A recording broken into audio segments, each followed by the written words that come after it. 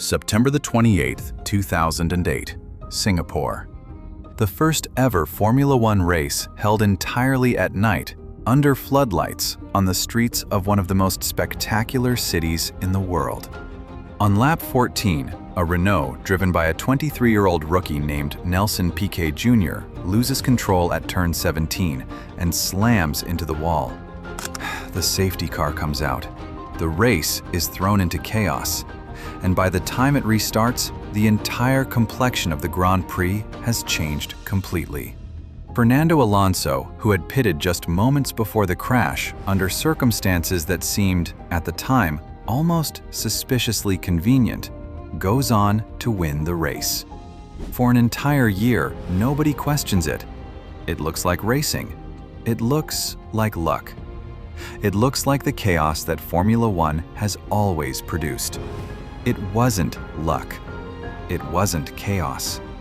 It was a plan, drawn up in a team office, communicated through coded radio messages, and executed by a young man who was told that crashing his own car was the only way to keep his career alive.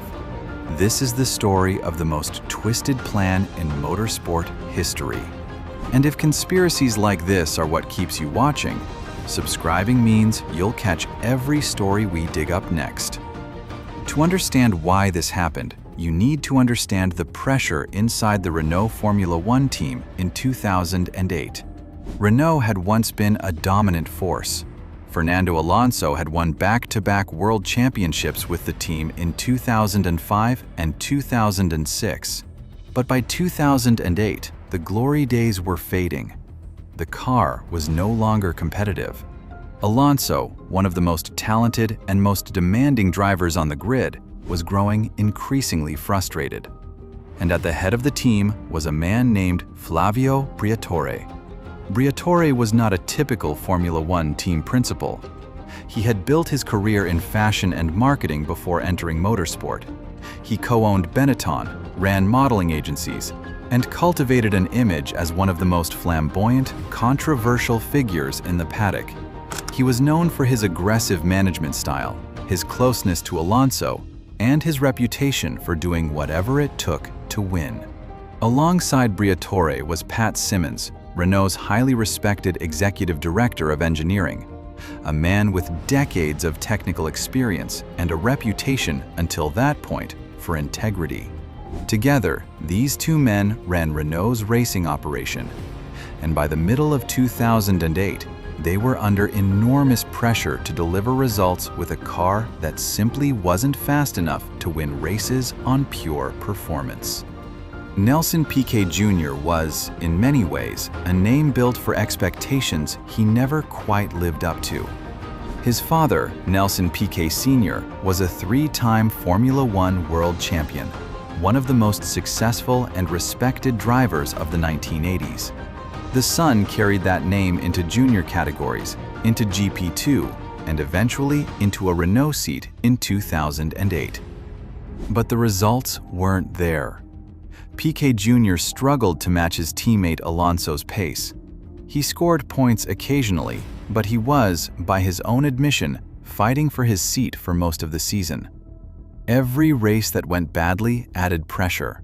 Every race that went well bought him a little more time. By September, with the Singapore Grand Prix approaching, Piquet Jr.'s position at Renault was genuinely uncertain. Rumors were already circulating that he might be replaced for the following season. This is the context that matters. A young driver, insecure in his position, desperate to prove his value to a team led by two powerful men who controlled his entire career. What happened next would only become clear a year later through testimony Piquet Jr. himself would eventually give. According to his account, in the days before the Singapore Grand Prix, he was approached separately by Briatore and Symonds. The conversation, as he later described it, was framed as a strategic request, but the underlying message was unmistakable. He was asked to crash his car deliberately, at a specific point on the track, at a specific moment in the race. The location mattered enormously. Turn 17 in Singapore was selected because a car crashing there would be extremely difficult to recover quickly. It sat close to the track wall with limited runoff, meaning a crash there would almost certainly require a safety car deployment to clear the debris. And the timing mattered just as much. The plan required Piquet Jr. to crash shortly after Alonso made his pit stop, early in the race, well before the other frontrunners had planned to stop. To understand why this mattered, you need to understand how safety cars work in Formula One. When a safety car is deployed, all the cars on track must slow down and form up behind it. They're not permitted to pass each other. This effectively freezes the existing gaps between cars. But crucially, it also means that any driver who has already made their pit stop before the safety car comes out gains an enormous, almost unfair advantage, because everyone else now has to make their stop under safety car conditions, losing far less time than they would under normal racing conditions, while the driver who already stopped loses nothing at all. If Alonso pitted early, before anyone expected a safety car, and then a safety car was deployed shortly afterward, every other driver on track would be forced to make their own pit stops at a massive time disadvantage compared to Alonso.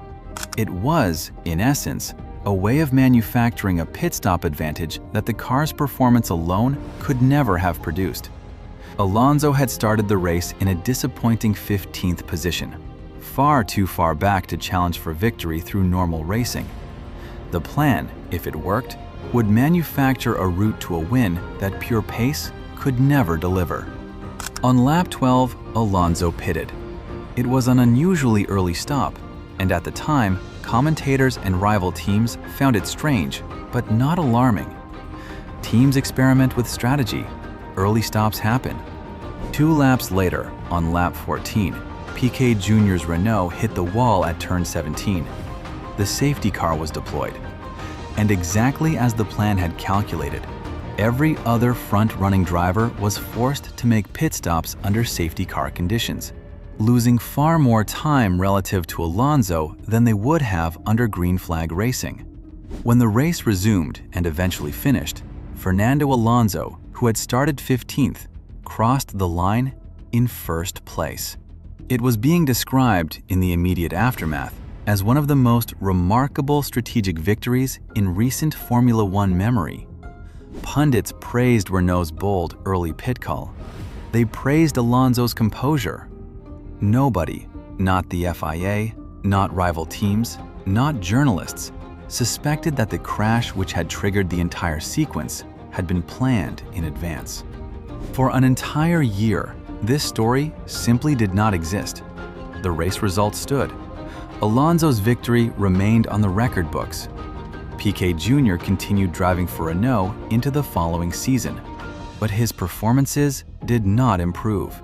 And in August of 2009, almost exactly a year after the Singapore race, Renault made the decision to terminate his contract partway through the season.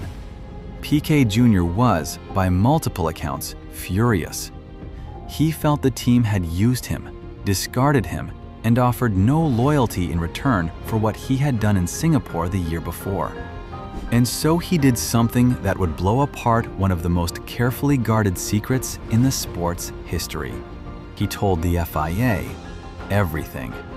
The governing body's reaction was, by all accounts, one of disbelief followed by alarm.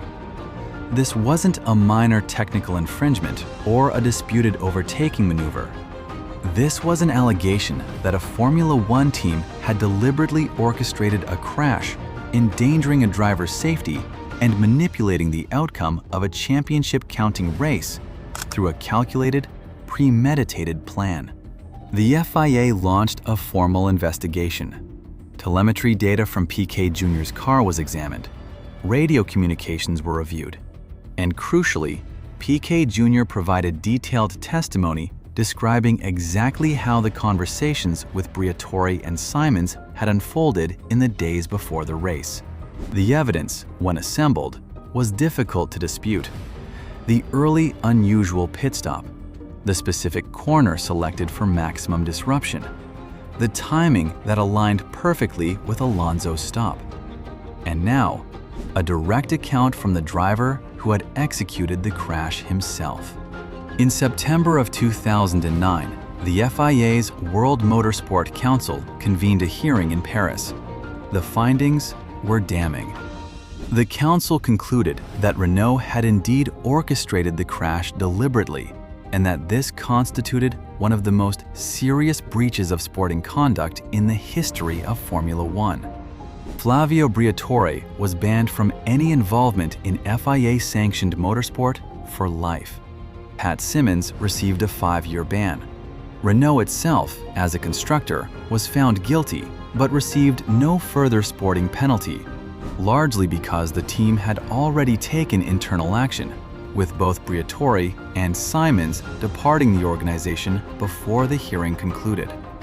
The team avoided the harshest possible sanctions, but the reputational damage was immediate and severe. The bans imposed on Briatore and Symonds were eventually challenged in French courts and significantly reduced on appeal, a legal outcome that frustrated many within the sport who felt the original punishment had been appropriate for what had occurred. But by then, the damage to their reputations was already permanent. Briatore, once one of the most powerful men in the Formula One paddock, never returned to a team principal role. Symonds eventually returned to the sport years later in technical roles, but the events of 2008 followed him for the rest of his career. Nelson Piquet Jr. never raced in Formula One again after his contract was terminated. He moved on to other racing series, including NASCAR and Formula E, where he found considerable success. But the Singapore crash and his role in it remained the defining story of his motorsport career. What makes this conspiracy so unsettling isn't just the deception itself, it's how completely it worked.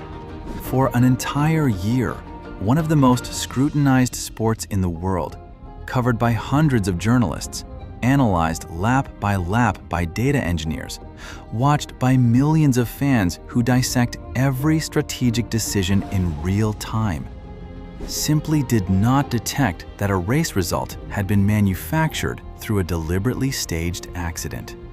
It was only uncovered because the man who had carried out the plan felt betrayed enough to expose it himself.